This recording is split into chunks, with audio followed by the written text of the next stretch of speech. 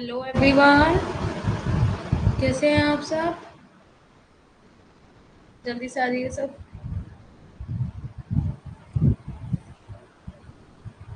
फिर स्टार्ट करते हैं, फटाफट आ जाइए।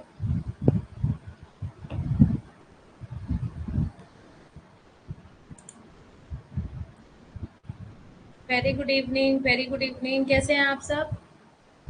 पढ़ाई वगैरह ठीक चल रही है? Very good evening Vandana ji. कल आए नहीं थे आप?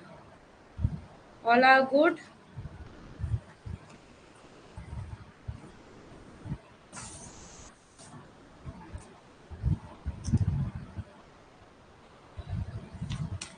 Very good evening all of you, very good evening. जल्दी से आ जाइए सब फटाफट, फिर स्टार्ट करते हैं। Very good evening.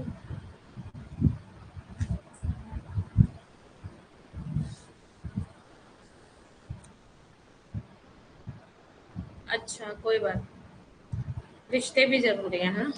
Very good evening Anuradha. Very good evening Lalita, Ravindra, Afreen.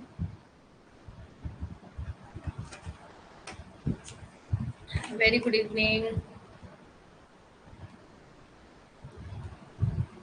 जल्दी से आ जाओ भाई सब फटाफट। हाँ, बस ले रहे हैं, अटेंडेंस ले रहे हैं बस। नन्हे क्लास में नहीं आ रहे हैं ना? I think so. आज आ गया नन्हे क्लास में, चलो। नहीं, वैसे भी जरूरी है, सुनने को मिले या ना मिले।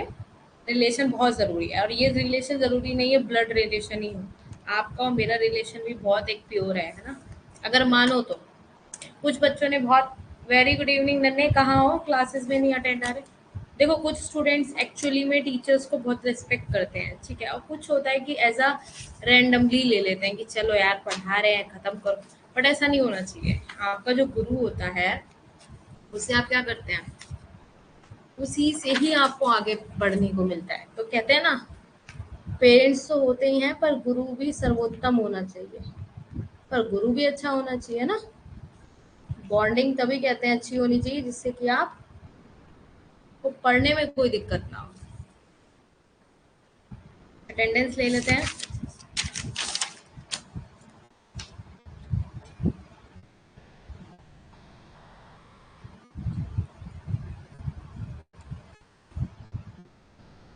आफरीन, वंदना जी, नन्हे, रविंद्र, ललिता राणा, लोमन, अनुराधा। अनुराधा भी अब क्लास में आ रही है daily. It's a very good thing ना। अच्छी बात है, डेली आओगे, पढ़ोगे, सीखोगे, है ना? और आपको पता ही एग्जाम बहुत पास है अब। और ये मत सोचने लग जाना कि एग्जाम पास है तो मैम सिलेबस का डर लग रहा है। जितना पढ़ा है उतना भी तुम लोगों को नहीं आता है, ठीक है ना? उतना भी रिवीजन कर लो। सिलेबस हमारी हेडेक है, हम कराएंगे, तुम बस तैयारी करो। समझ आ गया? तुम सिर्फ तैयारी करो, अपनी तैयारी पे ध्यान दो। ऐसी तैयारी होनी चाहिए, जितना पढ़ाया है ना, कि ऐसे घोट के पी जाओ, ऐसे ऐसे जैसे चाय में इलायची ऐसे डालते हो ना, कूट कूट के, जैसे भी डालते हो, वट, अदरक इलायची जैसे भी डालते हो, वैसे ही कॉन्सेप्ट को बिल्कुल ऐसे होना चाहिए। कोई भी पूछ ले आपसे जितना पढ़ाया है मैंने, यस, हमने पढ़ा है कुछ। चलिए फिर स्टार्ट करते हैं। So very good evening to all of you. Here I am Ashishika Gupta, your UGC paper to Faculty of Economy. So let's get started with our fill format. जैसा कि आप सामने स्क्रीन में देख सकते हैं, आपके सोशल मीडिया के चैनल्स है ये, इनको ज्वाइन करिए। आपको कोई भी न्यू इन्फॉर्मेशन होगी, कोई भी न्यू अपडेट होगी, वो आपको इजीली मिल पाएगी, है ना? नेक्स्ट आप देख सकते हैं, पेपर फर्स्ट हो या पेपर सेकंड हो, इसमें notes, PYQ with answers, 100+ mock test, quizzes, notes, sample paper, only on available on fill a form app. कहाँ मिलते हैं आपको? फिल अ फॉर्म ऐप पे। सो नेक्स्ट आप देख सकते हैं, अगर आप यूज कोड करते हैं, यूज कोड आशी एस10, ये मेरा कोड है, कूपन कोड है। जैसे आप कोई भी कोर्स परचेज करते हैं, उसके बाद अगर ये कूपन कोड यूज करते हैं तो आपको 10% का ऑफ मिलेगा। Any fill up form courses पे, ठीक है। So I am your mentor Ashishika Gupta. आपको पता है एज यूजुअल 8 PM आपकी क्लासेस होती हैं daily, Monday to Saturday. Sunday को भी हमारी कभी कभी क्लासेस होती हैं। ओके, 10 to 11 PM भी आपकी क्लास होती है, बट नॉट रेगुलरली, ऑलमोस्ट होती ही है, ठीक है। एंड ये आपके अभी रिकॉर्डिंग सेशन नहीं स्टार्ट हुए हैं, सो इसको यहीं ड्रॉप बैक कर देते हैं आप लोग, ठीक है। सो नेक्स्ट आप देख सकते हैं how to download notes. Notes को कैसे डाउनलोड करना है। सो आप देख सकते हैं, जैसे आप प्ले स्टोर पे जाके और ऐप्स को इंस्टॉल करते हैं ना, एज इट इज क्या करना है, आपको फिल अ फॉर्म को इंस्टॉल करना है। एंड इसकी वेबसाइट है और ये कॉन्टेक्ट नंबर है। अगर आपको कोई भी प्रॉब्लम आती है, कोई भी any situation you will have to any face a problem, then you will call on this number. Okay, अगर आप इस नंबर पे कॉल कर लेंगे तो आपको ये होगा कि कोई भी आपको समझ में नहीं आ रही कुछ भी चीज़ें, तो आपको इजीली एक अच्छा सा आपको एक आउटपुट मिल जाएगा। आपको परेशान होने की जरूरत नहीं है, इधर उधर भटकने की जरूरत नहीं है ना। जिसने भी खुद को खर्च किया है, दुनिया ने उसी को गूगल पर सर्च किया है। सो मेहनत करनी है, मेहनत करने से डरना नहीं है ना। So move forward to with our motivation. Okay, कोशिश ऐसी करनी चाहिए, कोशिश ऐसी करो कि हारते हारते कब जीत जाओ पता भी ना चले। समझ में आया मैंने क्या बोला? कोशिश ऐसी करो कि हारते हारते कब जीत जाओ पता ही ना चले, ठीक है। इतना इतना पावरफुल होना चाहिए आपकी। कहते हैं ना, अगर आप ट्राई नहीं कर रहे हो, you will have to try. आपको जरूर ट्राई करना चाहिए, ठीक है। कहते हैं ना लोग, यू हैव टू ट्राई यार, यू हैव टू। तो वो इसीलिए कहते हैं क्योंकि आपको करना चाहिए, जरूर करना चाहिए। तो तभी जो आप ट्राई नहीं करते हो ना चीज़ों को, आप पहले से ही बोलते हो, अरे यार move on, move on, move on, ऐसे कर देते हो, अरे मुझसे नहीं होगा यार, ऐसे नहीं बोलना चाहिए। कोई भी चीज़ है उसको वो ट्राई करो, ट्राई करो, नहीं होता कोई बात नहीं, ट्राई तो किया ना एटलीस्ट। क्या पता वो ट्राई आपको आगे कहाँ ले जाए, कुछ नहीं पता होता, ठीक है। फिर एक अच्छी सी स्माइल दे दो, बढ़िया सी स्माइल दे दो, बढ़िया सी, बढ़िया सी, बढ़िया सी स्माइल दे दो भाई।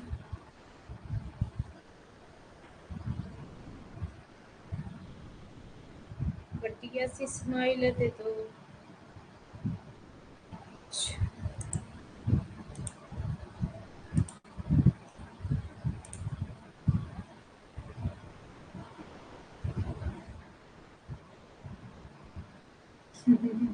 अच्छा, तुमने बताया था? Okay, thank you. तो क्या बोला सर ने, क्या बोला फिर? हंस रहे होंगे। ऑफ कोर्स हंसी आ रही होगी, क्योंकि मैं अपनी फैमिली में भी बताया था मैंने, मतलब मेरे मम्मा पापा भी प्रोफेशन से टीचर ही हैं, लेक्चरार हैं। तो उनको भी बताया था मैंने, तो वो भी काफी खुश हो गए थे कि लाइक हाँ ये क्या कर दिया।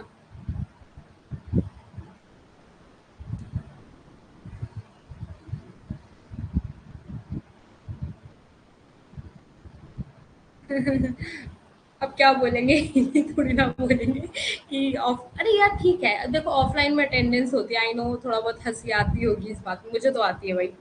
मैं खुद ही सोचती हूँ कि ऑनलाइन अटेंडेंस ले ली, बट इससे क्या होता है, जरूरी नहीं हम लोग ऑफलाइन नहीं मिल पा रहे हैं, तो आपको ऑनलाइन अटेंडेंस मिलने से क्या हो रहा है, आपका एक रैंक आ रहा है मेरे पास, मुझे पता चल रहा है कि आफरीन क्लास में कितनी अवेयर है, रविन क्लास में कितने अवेयर हैं, नन्हे क्लास में कितने अवेयर हैं, इस साल कितने बच्चे आए जो बहुत मेहनत से पढ़ा है उन्होंने, ठीक है, कहाँ कमी रह गई, ये सब आगे पता चलेगा मुझे।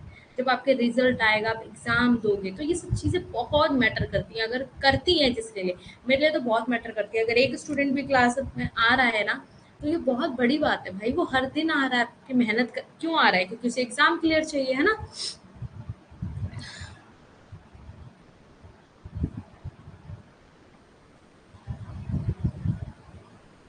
देखो कितना अच्छा कोट है ये, अभी पढ़ के सुनाती हूँ। एक कोट आया मेरे पास, with every challenge you meet, ठीक है, with every challenge you meet, you gain experience. क्या कर रहे हो आप? एक्सपीरियंस को गेन कर रहे हो।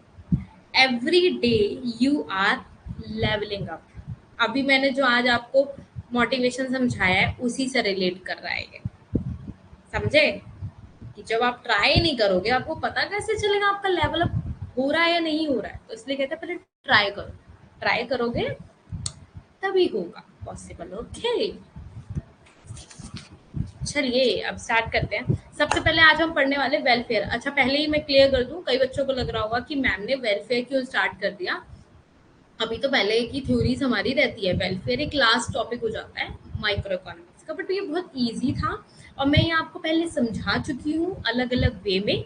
तो मुझे ही लगा देखो ज्यादा टफ कॉन्सेप्ट लाते हो तो माइंड भी खराब होता है। एक दिन आप ऐसा कर लो, इजी कर लो। एक बार आप क्या कर लो, थोड़ा टफ कर लो। क्वाजी रेंट, रेंट वगैरह आपने मॉडर्न थ्योरीज वगैरह पढ़ लिया, ये ठीक है, आपका क्लियर हो गया। अब इसमें आपको चीजें बहुत ज्यादा क्रिटिकल लगी होंगी। अब आज जब वेलफेयर पढ़ लो, फिर कल हम ऐसा करेंगे मार्केट पढ़ लेंगे, मार्केट पढ़ लेंगे, देन हमारा क्या रह जाएगा, एक दो शायद छोटे छोटे टॉपिक रह जाएंगे, वो भी हमारे क्लियर हो जाएंगे। कोई इतना बड़ा हमारा माइक्रो में नहीं रह गया है। हमारे मोस्ट प्रोबेबली जो इम्पोर्टेंट है अंडर अर्थ सर्टेनिटी वाला टॉपिक था आपका, ये कॉस्ट हो गया, आपका प्रोडक्शन हो गया, isoquant curve, interference curve, budget line, ये सब मोस्ट इंपॉर्टेंट है, इससे क्वेश्चन आते ही आते हैं। एंड आपका डिमांड हो गया, सबसे बड़ी बात है डिमांड पढ़ लिया आपने, सप्लाई पढ़ लिया, इलास्टिसिटीज पढ़ ली उसके अंदर। तो ये तो बहुत इंपॉर्टेंट है, यहाँ से क्वेश्चन तो निकल के ही आता है। और बच्चों को एग्जैक्टली यही नहीं पता होता कि what is demand and what is demand schedule, supply and supply schedule नहीं पता होता। क्या होता है ना, आप बड़ी बड़ी चीज़ों को पढ़ जाते हो पर छोटी छोटी चीज़ें आपको लाइफ में प्रूफ देती हैं। तो इसलिए कहते हैं थोड़ा बेसिक से पढ़ो, ठीक है, थोड़ा थोड़ा बेसिक से पढ़ो, जिससे कि आगे इतना बड़ा क्वेश्चन करोगे तो वो उसे बैरियर नहीं करेगा, रोकेगा नहीं। तो आज हम जो पढ़ने वाले हैं वेलफेयर, आपको ऑलरेडी पता होगा वेलफेयर कल्याण क्या होता है। हम अपनी अर्थशास्त्र में कल्याण कैसे करते हैं चीज़ों का, कैसे हम लोग आगे बढ़ते हैं अपनी इकोनॉमी के, सब कुछ सबको साथ लेके, हेल्थ हो गया, आपकी गवर्नमेंट सर्विसेज हो गई, स्कीम्स हो गई, आपकी प्राइवेट जॉब्स हो गई, आपका डिमांड हो गया, सप्लाई हो गया, सबको लेकर कैसे चल रहे हो आप इकोनॉमिक्स के अंदर, कैसे सबका कल्याण कर रहे हो, कैसे चल रहे हो आगे, कैसे चीज़ों को आप बेनिफिशियल कर रहे हो अपने अकॉर्डिंग, कैसे बना रहे हो, कैसे उसको ट्रीट कर रहे हो, ये सब किस में पढ़ते हैं हम, वेलफेयर में पढ़ते हैं। अच्छा, वेलफेयर में मुझे एक बात बताओ, मैंने आप लोगों को पैरेटो ऑप्टिमैलिटी ये कॉन्सेप्ट पहले पढ़ा दिया है या नहीं पढ़ाया है, क्योंकि मुझे लगा शायद मैंने पढ़ा दिया है, मुझे ऐसा लगा। तो आप लोग मुझे कंफर्म करो कि पैरेटो ऑप्टिमैलिटी वाला मैंने आपको पढ़ा दिया है या नहीं पढ़ाया है। कि मैंने ये उसके अंदर ये वाला कॉन्सेप्ट था कि ABCD आप ले लो, 4 ले लो लेबर्स को, और 200 रुपीज़ हमारे पास टोटल है, मैंने 50 50 50 50 रुपीज़ सब में बांट दिए, ठीक है, सब में बांट दिए मैंने। फिर मैंने क्या पढ़ा दिया है। अच्छा, तो उससे रिलेटेड आज थोड़ा सा आगे पढ़ लेंगे और फिर हमारी कंप्यूटर।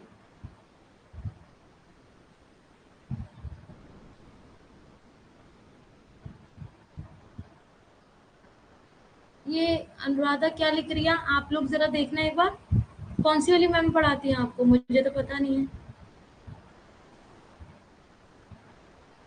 तो आप सर से कांटेक्ट करो अनुराधा, ये इस बारे में आप सर से बात करो जरूर। और आप लोग एक बात बताओ, यहाँ पे रविंद्र, सुन लो मेरी बात ध्यान से, यस बोलना है, ठीक है। रविंद्र, आफरीन, अनुराधा, वंदना जी, ललिता और लोमन का तो फीडबैक जा चुका है सर के पास, उन्होंने मेरे लिए कोई फीडबैक नहीं दिया है, ठीक है, तो मैं उनसे बोलूंगी नहीं, वो उनकी इच्छा है, ठीक है। अच्छा, प्रियंका मैम क्यों, वो तो बहुत अच्छा पढ़ाती हैं, आप एक बार सर से बात करना, ऐसा तो कुछ इशू नहीं है, एक बार पूछ लेना, आप सर से बात कर लेना कि सर मुझे ऐसे प्रॉब्लम आ रही है, ठीक है। आफरीन, जिन जिन बच्चों का मैंने अभी नाम लिया है, ललिता एंड आफरीन को भी इंक्लूड कर रही हूँ, आप लोग सर को अपने,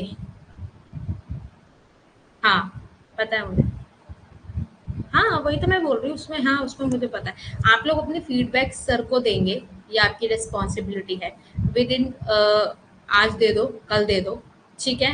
समझ में आ रहा है, रविंद्र ने सर को इकोनॉमिक्स का फीडबैक देना है, आपको कैसा पढ़ा रही हूँ मैं, आपको कैसा लग रहा है, आप अपने अंदाज में जैसे भी हो एज अ स्टूडेंट जो आप लिखना चाहते हैं, सर को फीडबैक जरूर दिया करो और देते रहा करो, ठीक है, समझ में आया, देते रहा करो।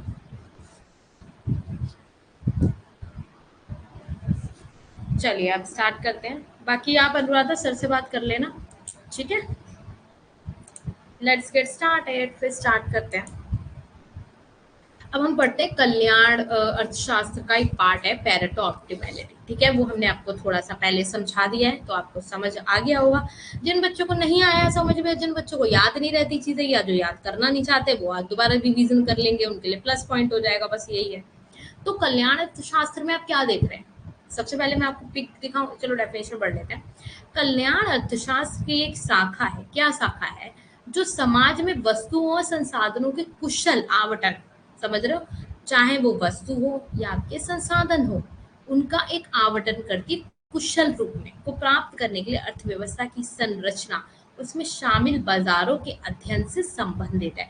कल्याणकारी अर्थशास्त्र का उद्देश्य समाज का समग्र कल्याण है। इसका समझ में आ गया होगा मीनिंग कि क्या होता है इसमें? कुशल, एक कुशल आवंटन होता है। जैसे आप वस्तुओं और संसाधनों का सोसाइटी के अंदर कई तरीके की चीजें होती हैं, आपकी हर तरीके की चीजें होती हैं। अभी आप इस डायग्राम को देख के समझ जाओगे। Economic welfare, real income, job की सेटिस्फेक्शन, हाउसिंग, ये इंग्लिश में है पर हिंदी में बोल रही हूँ, समझ जाना, इंग्लिश हिंदी में मिलते नहीं है ना, इसीलिए। कॉस्ट ऑफ लिविंग, एजुकेशन, आपकी लाइफ कितनी आप एक्सपेक्टेंसी है आपकी, मतलब लाइफ कब तक है आपकी, जैसे हेल्थ केयर, हैप्पीनेस लेवल क्या है आपका, इन्वायरमेंट, एयर पॉल्यूशन आपका, जो भी है ये सारे पॉल्यूशन होते हैं आपके, ठीक है।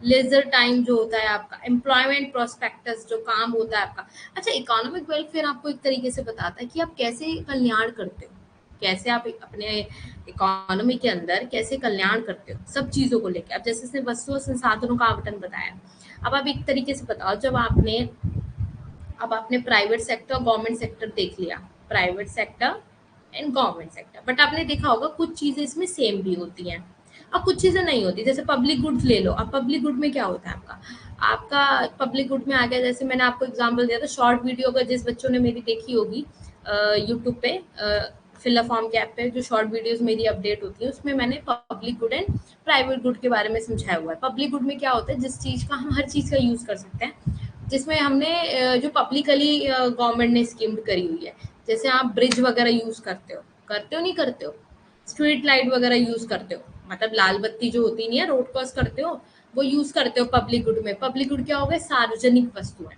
तो सार्वजनिक जो वस्तुएं होती हैं, आप उनका यूज करते हो, तो क्या उनकी कमी पड़ जाती है? नहीं पड़ती कमी। क्यों? क्योंकि वो सबके लिए है भाई, वो पब्लिक गुड्स है। और प्राइवेट गुड्स में क्या हो जाता है ना, निजी वस्तुएं, जिन्हें आप क्या बोलते हैं, निजी, और पब्लिक को क्या बोलते हो, सार्वजनिक। ठीक है, पब्लिक को क्या बोलते हो आप, सार्वजनिक, और प्राइवेट को क्या बोलते हो आप, निजी वस्तुएं। अब जैसे ये कह रहा है कि पब्लिक गुड्स जैसे सार्वजनिक वस्तुएं हैं और निजी वस्तुएं आपकी, देखो सब, ये क्या हो गया इसमें, शिट।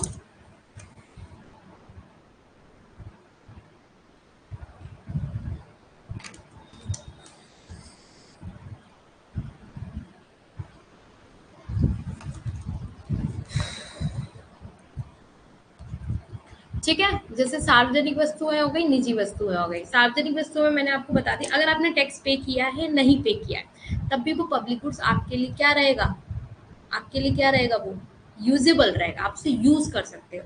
और प्राइवेट गुड्स को क्या कर सकते हो, आप यूज नहीं कर सकते विदाउट एनी पेमेंट। जब तक आप उसे परचेज नहीं करोगे, उसके लिए पेमेंट नहीं करोगे, क्या आप उसे यूज कर लोगे? नहीं कर लोगे। जैसे रेस्टोरेंट्स वगैरह ले लो, आप जाओगे तो वहां पे क्या करोगे, टैक्स भी लगता है, आपको पता है, जीएसटी आपको पता है। जैसे डोमिनोज में आप जाते हो, मैकडोनल्ड्स जाते हो, एग्जाम्पल, सबसे बेस्ट एग्जाम्पल, यहाँ जाते हो कि आपको फ्री में मिल जाता है खाने को? नहीं मिलता। आप लंगर वगैरह आप खाते हो तो वो पब्लिकली है ना, कहीं कई टेम्पल्स में क्या है, कई चीजें पब्लिकली है, और कई टेम्पल्स में क्या है, सॉरी कई टेम्पल्स में कह रही हूँ, रेस्टोरेंट में क्या है, रेस्टोरेंट्स में क्या होता है, वो सब चीजें आपको बैठोगे, पे करोगे, वहां पे जीएसटी भी लगेगी, सबको टैक्स वगैरह लगेगा आपका, तो वो सब क्या प्राइवेट में आ जाता है। तो इसके अंदर ये कह रहा है इकोनॉमिक वेलफेयर जब आप करते हैं, तो इसमें एम्प्लॉयमेंट क्या मिल रहा है, उसे वेजेस क्या मिल रही है, आप कितना कहाँ पे इन्वेस्टमेंट कर रहे हो, तो आपको उसका क्या ब्याज मिल रहा है, क्या इंटरेस्ट मिल रहा है बदले में आपको। तो ये सब चीजें इसमें कल्याणकारी अर्थशास्त्र बोला गया है कि इसमें कल्याण की बात करी हुई है। इसमें आप ये मत सोचना कि इसमें कल्याण के अलावा कोई बात करी गई है, इसमें कल्याणकारी अर्थशास्त्र इसीलिए ही सब बोला जाता है वेलफेयर इकोनॉमिक्स के अंदर। फिर इसमें कुछ नए नए क्राइटेरिया हैं इसके अपने, जो आप जैसे पैरेटो ऑप्टिमलिटी पढ़ेंगे, हिक्स का पढ़ेंगे, ठीक है, आगे स्लट्सकी का पढ़ेंगे आगे, तो वो सब अपने अपने क्राइटेरिया देते हैं कि कैसे हम लोग अपने अकॉर्डिंग किस पॉइंट पे, किस लेवल पे हम सेटिस्फेक्शन दे सकते हैं जिससे हमारा इकोनॉमिक वेलफेयर बहुत अच्छा हो पाए। तो ये वो अपने अकॉर्डिंग बताते हैं ना, सबका अपना अपना क्राइटेरिया है। बट ये जो घूम फिर के ये सारी लाइंस है, ये जो आपके बॉक्सेस में बना हुआ है, तो इकोनॉमिक वेलफेयर इसी के अंडर आता है। कोई आपसे पूछे तो ये आपके पास डेफिनेशन है, हूबहू आपके पास ये पूरी डेफिनेशन है। आप अपने तरीके से, अपने अंदाज से चीज़ों को बता सकते हैं कि समाज में वस्तु और संसाधनों का जो कुशल आवंटन होता है, उसे ही आप एक तरीके से बोल सकते हैं कल्याणकारी अर्थशास्त्र। इसको तो बहुत बड़े में बोला हुआ है, इसको आप छोटा अपने तरीके से बना सकते हैं। ठीक है, ये आपके ऊपर है, क्योंकि क्रिएटिविटी आप ला सकते हो, मैं नहीं ला सकती, क्योंकि आप किस तरीके से बोलोगे इट्स नॉट माय हेडेक ना, ये तो आपकी हेडेक है कि आप सामने वाले को कैसे अपने तरीके से उसको एक एक्सप्लेन करते हो, है ना। सो आपको जैसे मैंने पैरेटो ऑप्टिमैलिटी अभी बताया कि पैरेटो ऑप्टिमैलिटी क्या होता है। इसमें क्या होता है, ठीक है, परेटो द्वारा प्रस्तुत मानदंड, परेटो मानदंड क्या बताता है कि आर्थिक का कोई पुनर्गठन संसाधन किसी को नुकसान नहीं पहुंचाते और किसी को बेहतर बनाते हैं, तो ये वृद्धि को इंगित करता है। अब देखो मैंने इसमें पहले भी आपको समझाया था, without any worse of you can't better of any situation. मतलब resources co-op, if any reorganization of economic resources does not harm anybody and make someone better off, it's indicate and increase social welfare. मतलब किसी एक को, आप क्या कहते हैं, किसी एक को जैसे एग्जांपल ले लेते हैं आगे, यहाँ पे ले ले एग्जांपल, चलो यही ले ले। जैसे आपने, यहाँ नहीं लेंगे, रुकिए, एक पेज ले लेते हैं।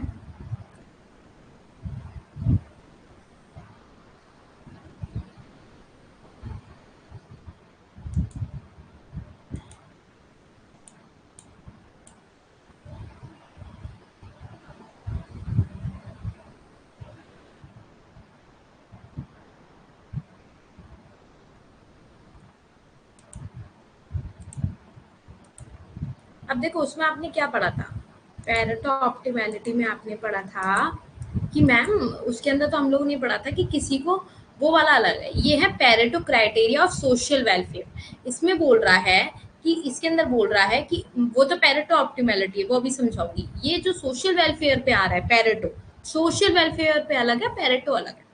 बट इसमें क्या बोल रहा है, संसाधन किसी को नुकसान नहीं पहुंचाते हैं और किसी को बेहतर बनाते हैं, तो ये वृद्धि को इंगित करता है। अब इसको आप समझ जाएंगे यहाँ पे, जैसे मैंने पहले आपको समझाया था, तो उसमें मैंने समझाया था जैसे आप 100 यूनिट्स ले लीजिए किसी भी चीज का, तो आपने ना ए, बी, सी और डी, ये चारों ले लिया आपने।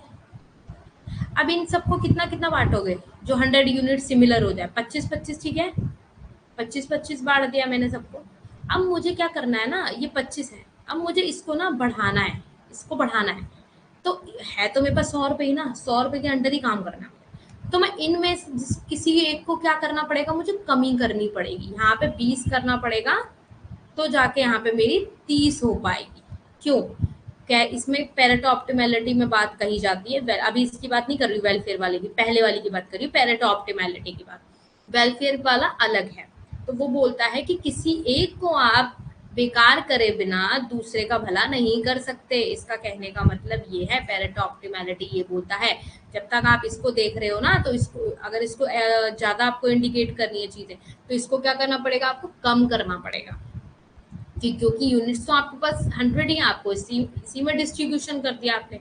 अब ये जो आपका ये वाला है, क्या कहते हैं, अभी वेलफेयर वाला जो पैरेटो है, वो ये बोलता है कि जैसे यहाँ पे 200 यूनिट्स ले लीजिए, तो ये बोलता है कि ए, बी, सी और डी, ये चारों हो गए, ये चारों हो गए, ठीक है। अब इसमें कितना, इसमें 50-50 आ जाएगा। अब ये कह रहा है कि भाई, अब इसमें क्या है, इसमें आप एक दूसरे को नहीं करोगे, जितना है उतने में ही अपना निर्वाह करोगे। मीन्स इसमें किसी एक को आप ये सोचो कि इसकी कमी करके, इसमें कमी करके आप इसको बढ़ाओगे नहीं, तो ये सोशल वेलफेयर कहाँ से हुआ, कहाँ से हुआ ये सोशल वेलफेयर हुआ, दूसरे को तो आप नुकसान पहुंचा रहे हो, आप कह रहे हो इसमें आप अपना फायदा कर लो, भाई तो ये सोशल वेलफेयर कैसे बोल दिया आपने इसको, नहीं, ये सोशल वेलफेयर नहीं होगा। तो पेरेटो ऑप्टिमैलिटी वही होता है, जब तक आप किसी दूसरे को नुकसान नहीं पहुंचाते हो तो दूसरे का भला नहीं हो सकता। बट ये वेलफेयर वाले का पेरेटो है, ठीक है। वो पेरेटो ऑप्टिमैलिटी अलग है, ये पेरेटो ऑप्टिमैलिटी है, ये पेरेटो ऑप्टिमैलिटी है। सॉरी, थोड़ा हिंदी इंग्लिश में लिख रही हूँ, समझ जाना, ठीक है। ये वेलफेयर वाला है आपका। इसमें क्या बोल रहा है, आप किसी एक को वो करे बिना आप सोचो कि आप बड़े महान बन जाओगे, तो वो आप नहीं बन सकते। इतना समझ में आ गया? Got it my point? क्या बोल रही हूँ मैं? अरे इतना सब कुछ लिख दिया। किसी एक को बेहतर बनाए बिना बेहतर नहीं बनाया जा सकता। हाँ, ये आपका पेरेटो ऑप्टिमलिटी में है वंदना जी। जब आप वेलफेयर कर रहे हो ना, कल्याण की बातें कर रहे हो, अब आप आ गए, देखो पहले तो आप कहीं और बैठे थे, ठीक है। अब आप ऐसे समझो, जैसे मैं कहीं और बैठी हूँ, प्राइवेट उसका एग्जाम्पल ले लो, पब्लिक का, ठीक है। अब पहले मैं कहीं और बैठी हूँ, ठीक है, तो मेरा अलग ही एक अपना जो भी कह लो स्वभाव होगा। अब मान लो अब मैं कहीं दूसरी जगह बैठी हूँ, तो मुझे उसी अकॉर्डिंग चलना होगा ना, तो वो वेलफेयर में आ गया। तो वेलफेयर में वो भला करेगा सबका, वो भाई नुकसान करके नहीं अपना भला कर सकता। पर जो सिंगल बैठा है, पेरेटो ऑप्टिमैलिटी अपना सिंगल बैठा है, तो वो जब तक दूसरे का नुकसान नहीं करेगा ना, तब वो अपना भला नहीं कर सकता। इसके अंदर ये क्या लिख दिया तुमने, इतने बड़े बड़े मैसेज, जरा पढ़ लूं मैं? अरे भैया इतनी बड़े बड़े पैसे।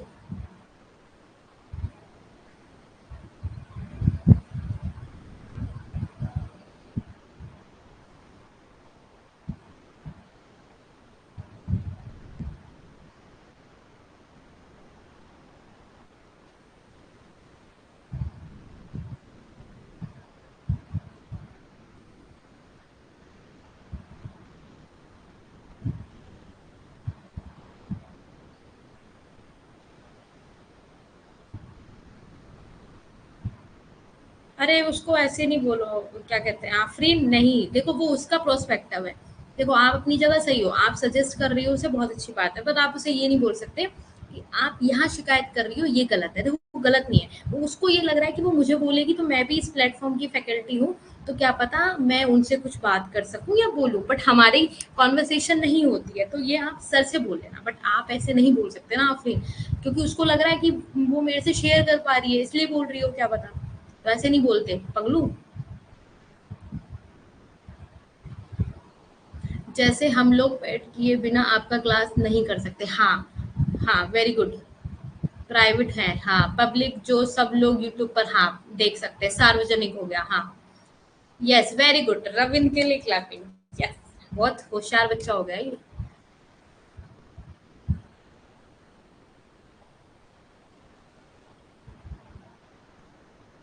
हाँ भैया देखो, फालतू की बात मत करो, शांत हो जाओ सब।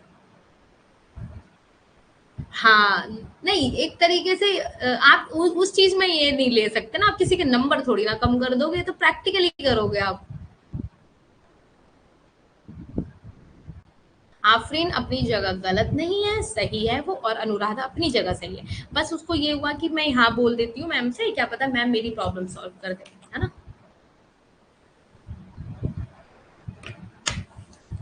कोई टीचर बेकार नहीं होता बेटा, आप भी सब टीचर बनने वाले हो। उसको नहीं समझ आ रहा, कोई बात नहीं। अभी यहाँ भी तो बच्चों को दिक्कत होती है। कल मैंने बोला, परसों, हाँ परसों फटकार लगाइए सब, ये it's a normal thing, it's not a big thing. सब बच्चे एक जैसे नहीं होते बेटा, किसी को जल्दी समझ आ जाता है, किसी को नहीं आता जल्दी समझ, उनमें से हम भी तो एक ही हैं। हर किसी को जरूर थोड़ा जल्दी की समझ आ जाए, इसलिए किसी को कम नहीं समझना चाहिए, बस ये याद रखना। चलिए अब इसमें क्या बता रहा है, पेरेटो एफिशिएंसी में ये डायग्राम देख के ये देखो इसमें क्या बता रहा है। अब ये इसमें ध्यान से समझना, ठीक है, ध्यान से। अब ये देखो, पहले यहाँ पे ये देखो, ये गुड्स हैं और ये सर्विसेज हैं, ठीक है। अब यहाँ पे पहले नंबर्स पे ध्यान दो, ये 21 है, ये 27 है। अब ये देखो 21 पे 22 यहाँ है, और 18 पे 27 ये है। अब ये ए बी सी पॉइंट है, आप देखना है यहाँ पे। अब बी आप यहाँ आ रहे हो, बी से आप यहाँ आ रहे हो, ये ले लो ये वाला। चलो यहाँ बना के दिखा देती हूँ। एक तो तुम लोगों को पता है मेरी राइटिंग तो माशाल्लाह है, राइटिंग मेरी बहुत अच्छी है, पर यहाँ पे नहीं आती है वैसे। मतलब ठीक है, राइटिंग इतनी बुरी नहीं है मेरी। देखो ये रहा। अब ये डायग्राम मेरा अभी भी अच्छा नहीं बना है, क्योंकि तुम लोगों को इसकी शेप ज्यादा बड़ी होनी चाहिए। इसकी शेप नहीं बड़ी होगी तो फिर आपको, यस, ठीक है। तो ये देखो, अब ये यहाँ बढ़ रहा है, ये देखो, ये बी वाला ऐसे बढ़ रहा है, ये इतना, अरे रे, सीधा भाई, ये रहा, ये सीधा बन गया। अब ये देखो, यहाँ पे बी से 27 पे आ रहा है, मतलब ये बी पॉइंट है और ये 27, यहाँ इसलिए यहाँ 27 पे आ रहा है। अब ये वाला ज्यादा है या ये वाला ज्यादा है? ऑफ कोर्स ये वाला ज्यादा है। अगर यहाँ कमी हो रही है तो उसका यहाँ फायदा हो रहा है। अगर ये देखो, दूसरा ले लेती हूँ मैं, ये दूसरा आ गया। ये कौन सा पॉइंट है? ए पॉइंट। ये कौन सा पॉइंट है? ये सी पॉइंट। ये नीचे ऐसी सी पॉइंट। अब इसमें ये कहना चाह रहा है आपको कि जो A point, B point, C point है, 3 पॉइंट है, सबसे ज्यादा कहाँ यहाँ पे कल्याणकारी अर्थशास्त्र देखोगे? आप कहाँ देखोगे पेरेटो एफिशिएंसी? ए पर। क्यों भाई, क्यों देखोगे? अगर आप इस पॉइंट से जाओगे तो ए पर देखोगे। उसका रीजन क्यों है? ए पे आप देख रहे हो तो ये वाला जो ये ले रहा है ना, ये और ये जो नीचे आया है 21, तो ये आप देख पा रहे हो, ये ज्यादा है, ये ज्यादा हो गया, ये हिस्सा ज्यादा है, ये देख रहे हो ये वाला हिस्सा, और ये हिस्सा क्या है? कम है। तो यहाँ पे क्या हो रहा है? पेरेटो एफिशिएंसी इसके अकॉर्डिंग यहाँ ज्यादा हो रही है, इस वाले में ज्यादा हो रही है, यहाँ पे नहीं हो रही। ऐसी सेम बी में आपने पॉइंट लिया था, बी में लिया था, तो बी में यहाँ पे कम हो रहा है, इसके अकॉर्डिंग यहाँ हो रहा है, यहाँ के अकॉर्डिंग यहाँ ज्यादा हो रहा है। ऐसी ए है तो ए यहाँ ज्यादा हो रहा है, यहाँ कम हो रहा है। यहाँ ऊपर देख रहे हो, बिल्कुल भी जगह नहीं है यहाँ पर, बिल्कुल भी जगह नहीं। तो ये बताता है कैसे गुड एंड सर्विसेज को आप एक दूसरे में बांटा करते हो। अगर यहाँ एक चीज कमी है तो यहाँ ज्यादा है। अब जैसे बी यहाँ कम है तो बी यहाँ ज्यादा है, ए यहाँ कम है तो ए यहाँ ज्यादा है। और आप सी की बात करें तो सी यहाँ पे पेरेटो, यहाँ पे आप इसको कोई एफिशिएंसी नहीं मिल रही है, यहाँ पे सिर्फ that's a point of A B C. ये क्या है? ऐसा आता है ना अपना, ऐसे डाउनवर्ड गिरता हुआ ऐसे आता है ना। क्या बोलते हैं इसको? कॉन्वेक्स बोलते हैं, कॉनकेव बोलते हैं। इसको क्या बोलेंगे इस डायग्राम को? मतलब इसको, इस शेप को क्या बोलोगे? कॉनकेव बोलोगे या कॉन्वेक्स बोलोगे? इस डायग्राम को ऐसे, इसको क्या बोलोगे? ये क्या है? ये कौन सा पॉइंट है? कॉनकेव है या कॉन्वेक्स है? जल्दी बताओ फटाफट सब। तुम लोगों को यही नहीं पता होगा तो फिर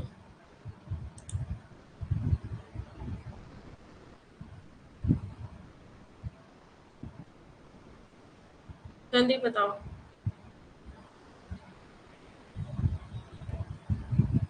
जल्दी बताओ भाई फटाफट।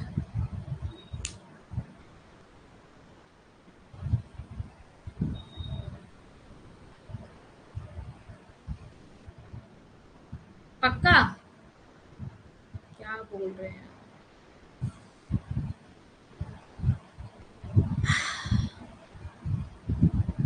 अफरीन क्या लिख रही है? अच्छी ही है मैम। अरे बेटा, सब अच्छे होते हैं, सब अच्छे होते हैं, मैंने सबके लिए बोला है।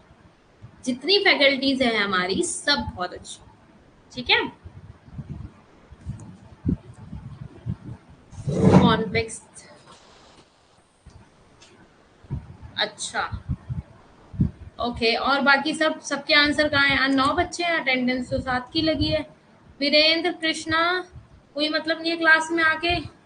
कोई ग्रीटिंग नहीं करना है, गुड इवनिंग वगैरह कुछ नहीं, बस क्लास में आ जाओ सीधे।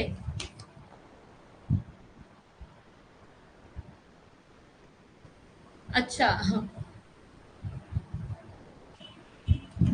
मुझे लगा कह रही है अच्छी ही है।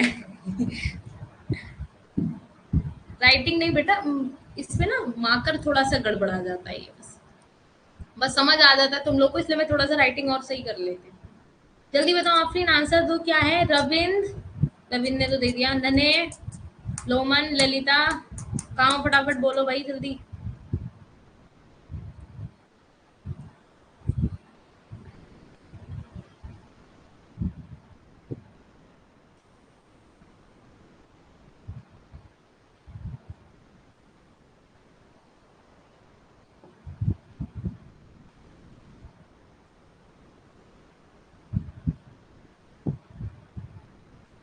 भाई तुम लोग घंटे भर में आंसर दोगे, मैं इधर आके बताइए क्या होता है। ये कॉनकेव होता है, क्या बोलते हैं इसे? कॉनकेव।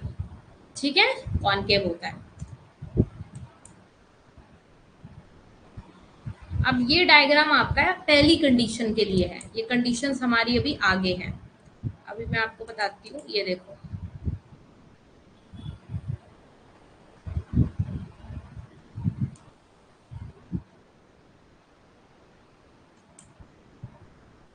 अजम्पशंस पढ़ लेते हैं पहले।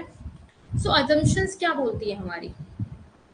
Assumptions, factor prices are known, क्या होते हैं? कारक मूल्य हमें ज्ञात होते हैं कि क्या मूल्य हमें रखना है, ये हमें पता होता है ऑलरेडी, ये नहीं है कि इसमें हमें नहीं पता होता।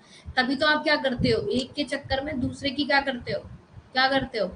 यहाँ पे अगर 5 है तो यहाँ पे 10 क्यों करते हो? क्योंकि आपको पता होता है यहाँ पे प्राइस आप अपने अकॉर्डिंग रख रहे हो, तभी तो आप एफिशिएंसी ला पा रहे हो। तभी तो आपको पता है कि मैं कितने कामों में एफिशिएंट हूँ, मतलब कितने कामों में अच्छी हूँ, एफिशिएंट हूँ। टेक्नोलॉजी इज गिवन, क्या होता है इसमें? प्रौद्योगिकी दी गई होती है। टेक्नोलॉजी क्या होती है इसमें? दी हुई होती है, ठीक है। Prices are given, prices already, कीमतें हमें दी जाती है, ठीक है। कारक का मूल्य भी हमें पता होता है कि हमें किस पे ज्ञात करना है, कितने का क्या मूल्य इस पे लगाना है, और कीमतें दी जाती हैं। Prices are given, already given, ठीक है।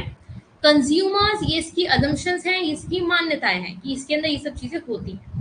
Consumers and producer are rational, तर्क संगत होते हैं। मैंने आपको रैशनल का मीनिंग पहले ही बताया था। उपभोक्ता और उत्पादक दोनों ही क्या होते हैं? तर्क संगत होते हैं। इरैशनल नहीं होते, रैशनल होते हैं। एक दूसरे के लिए काम कर रहे होते हैं, रैशनल होते हैं। ओके, अब आप कंडीशंस पढ़ेंगे तो आप समझ जाएंगे। पहला डायग्राम अब हम पढ़ेंगे, ठीक है। अब इसमें बोल रहा है एफिशिएंसी इन एक्सचेंज, विनिमय में दक्षता। अब मैं जाके आपको वो डायग्राम समझाती हूँ, उसका एग्जैक्ट मीनिंग क्या है। अब ये रहा।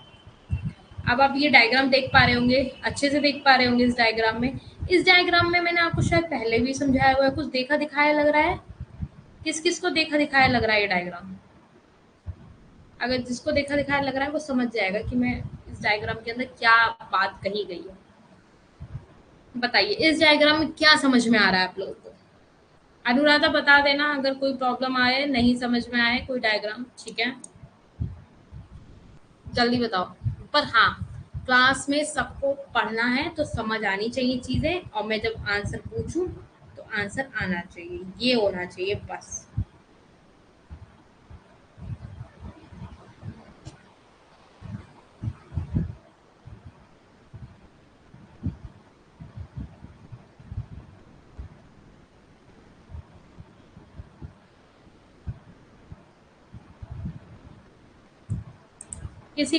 किसी को ये डायग्राम देख के समझ आ गया? समझ में आया?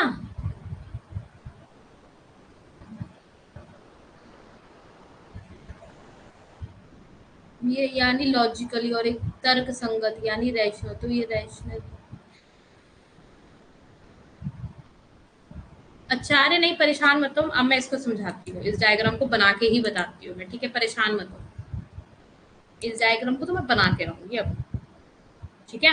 चलिए अब बस थोड़ा सा मेरी राइटिंग से कॉपरेट, राइटिंग नहीं मतलब थोड़ा सा लाइंस देखो, मेरे पास स्केल तो है नहीं कि मैं यहाँ पे सीधी लाइन खींच पाऊंगी, तो यहाँ पे मेरे मेरे लाइन से थोड़ा सा बस समझ जाना। अब मैंने क्या बताया था उस दिन? मैंने उस दिन आप लोगों को बताया था, ये लाइन हो गई हमारी। मैंने आपको उस दिन बताया था कि हमारे ये क्या है, चार इंडिफरेंस कर्व है। So do not intersect each other, एक दूसरे को इंटरसेक्ट नहीं करते हैं। ये बन गया इधर वाले का, ये बन गया इधर वाले का डायग्राम, ठीक है। अब इधर से लोगे स्केल तो ये वाला आएगा जो मैं बना रही हूँ, ये और ये, और जो इधर वाली लाइन मैंने ये खींची है उसका मैंने ये बना दिया। समझ आया? अब इधर लिखो, जैसे इधर मैंने ये सेम ले रही हूँ नाम, जिससे कि आप लोगों को याद रहेगा। इसमें क्या है? IA1, ठीक है, IA1, IA2, IA3 और IA4, ये मेरा इस वाले स्केल का है, इस वाले स्केल का डायग्राम है। और जो इस वाले स्केल का डायग्राम अगर उधर से देखोगे पलट के, है ना, OB, और ये है हमारा OA, इसलिए मैंने इसको OA नाम दिया, ठीक है। अब इसको डायग्राम को नाम दे देते हैं। ऊपर से लेंगे IA1, ये क्या कर रही है, देखो देखो ये इंटरसेक्ट कर रही है, अभी बताती हूँ क्या बता रही है ये। पहले इसको यहाँ लिखो IA1, यहाँ पे लिखो IB1, ठीक है, ये लिख दिया IB2, IB3 और IB4, ठीक है। अब यहाँ से जा रहे हो तो ये हो गया 1 2 3 4, अब ऊपर से आ रहे हो तो 1 2 3 4। समझ में आ गया? पहले got it my point Vandana ji and all? पहले मुझे बताओ, फिर मैं इससे आगे आप लोगों को समझाऊंगी। पहले इतना बताओ, डायग्राम क्लियर है?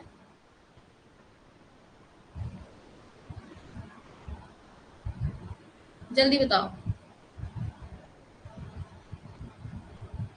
इतना आ गया समझ में कि ऊपर ऊपर वाला स्केल है उसके ऐसे आ रहा है, ठीक है, और नीचे वाला स्केल है उससे ऐसे ऊपर जा रहा है, ठीक है। ओके, अब आगे समझा। अब ये क्या कह रहा है कि ये देख पा रहे हो, ये वाला जो ये क्या बता रहा है, ये इनडिफरेंस कर्व बता रहा है। ये हमारा क्या शो कर रहा है? Indifference curve. इनडिफरेंस की कर्व की तरह है, इधर वाला लो तो ये वाला, और इधर वाला तो ये इनडिफरेंस कर्व है। अब ये एक दूसरे को जहां टच कर रहे हैं ना, यही क्या है? हमारे पेरेटो ऑप्टिमैलिटी है। यहाँ पे जहां जहां टच कर रहे हैं, इतना पाने के लिए इतना हमारे पास आ रहा है, इतना पाने के लिए इतना आ रहा है, इतना पाने के लिए इतना आ रहा है। अब इसमें एक चीज देखो, यहाँ पे इसने ये देखो ये टच कर रहा है, इसको ध्यान से देखना, मैं इसको हाईलाइट कर रही हूँ, देखो ये रहा, ये क्या पॉइंट है मेरा? ये मेरा के पॉइंट रख दिया मैंने, ये हाईलाइट कर रही हूँ जिसे। पहली बात तो ये बता रहा है आपका कि यहाँ पे अगर ये देखो, ये क्यू वाले पॉइंट से टच होता जा रहा है, नीचे क्यू वाले पॉइंट से टच होता जा रहा है, इट्स मीन यहाँ पे ये इसका एक ही तो है, सिर्फ क्या है, यहाँ पे एक ही जगह टच हो रहा है ना, यहाँ पे ये टच हो रहा है, तो it's not a Pareto optimality. ये यहाँ वाला पॉइंट क्या है? पेरेटो ऑप्टिमैलिटी नहीं है। क्यों? क्योंकि जैसे जैसे आप ऊपर जा रहे हैं, आपको क्या होता जा रहा है? यहाँ पे, यहाँ से आप ऊपर गए, यहाँ से आप ऊपर गए, यहाँ से आप ऊपर गए, यहाँ पे घट तो नहीं रहा, कहीं बढ़ ही रहे हो। और इसके अकॉर्डिंग देखोगे तो इसके अकॉर्डिंग आप बढ़ रहे हो, नीचे वाले स्केल के अकॉर्डिंग बढ़ रहे हो। दोनों क्या है? एफिशिएंसी में दोनों में इक्वालिटी है, मतलब एक को घटाने के लिए दूसरे को हमें वो नहीं करना पड़ रहा, एक को बढ़ाने के लिए दूसरे को मुझे घटाना नहीं पड़ रहा। So that is the diagram. ये डायग्राम है। इस डायग्राम में क्या मुश्किल था वंदना जी, मुझे ये बताओ, आपको क्या समझ में नहीं आ रहा था? इसमें ये कह रहा है कि देख पा रहे हो आप एग्जाम्पल, कि आप आगे बढ़ने के लिए दूसरे को नहीं घटा रहे हो, वो अपने अकॉर्डिंग बढ़ रहा है, ये अपने अकॉर्डिंग बढ़ रहा है, ठीक है। अच्छा ये बताओ, इस डायग्राम में क्या नहीं आया समझ में? इंडिफरेंस कर्व कितना है? Do not intersect each other, intersect करता है उसके अंदर? ये बताओ मुझे, इंडिफरेंस कर्व में करता है इंटरसेक्ट?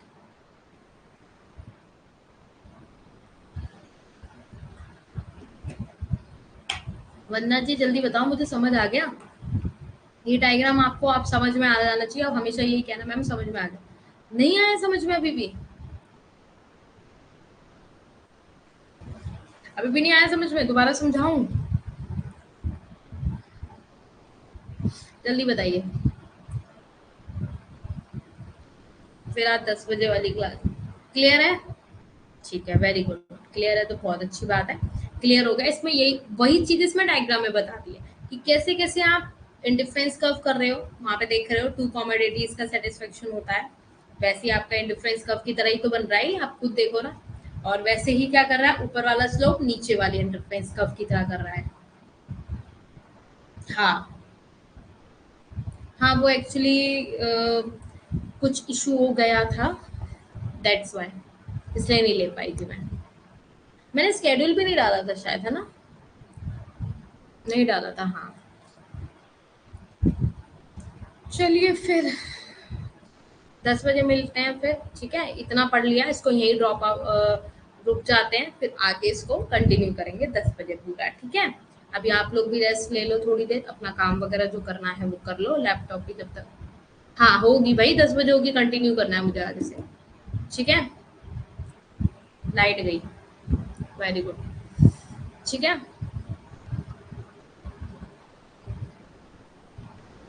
समझ आ रहा है? अनुराधा समझ में आ गया? क्लास में है अनुराधा? हाँ है। वीरेंद्र,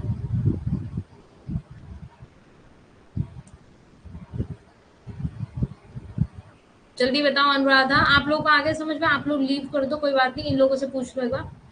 वीरेंद्र और आपके अनुराधा, समझ में आ गया ये डायग्राम? पेरेटो ऑप्टिमैलिटी समझ में आ गया? वेलफेयर पेरेटो एफिशिएंसी समझ में आ गया? जल्दी बताओ भाई फटाफट। पक्का वीरेंद्र?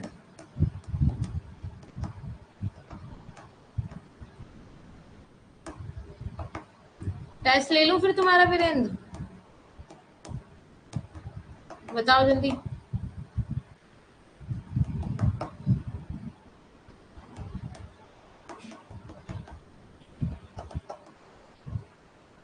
जल्दी बताओ, फटाफट टेस्ट ले लिया जाए फिर।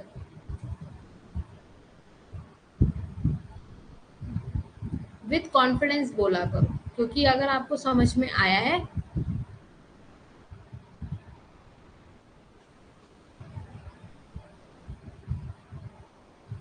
अच्छा, 100% नहीं? क्यों 100% क्यों नहीं आया? क्या नहीं आया बताओ, मैं बताती हूँ फिर आपको क्या नहीं आया समझ में।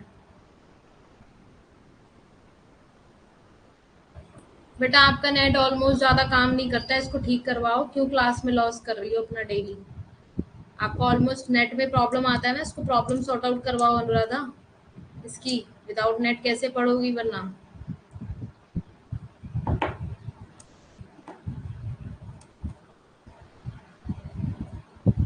चलिए फिर मिलते हैं फिर, ठीक है? चलिए फिर 10 बजे आ जाना। अनुराधा वीरेंद्र आप लोगों को बोल रही हूँ, 10 बजे क्लास है, आप लोग आ जाइएगा, ठीक है? ठीक है, ओके, बाय बाय। मिलते हैं 10 बजे, ठीक है?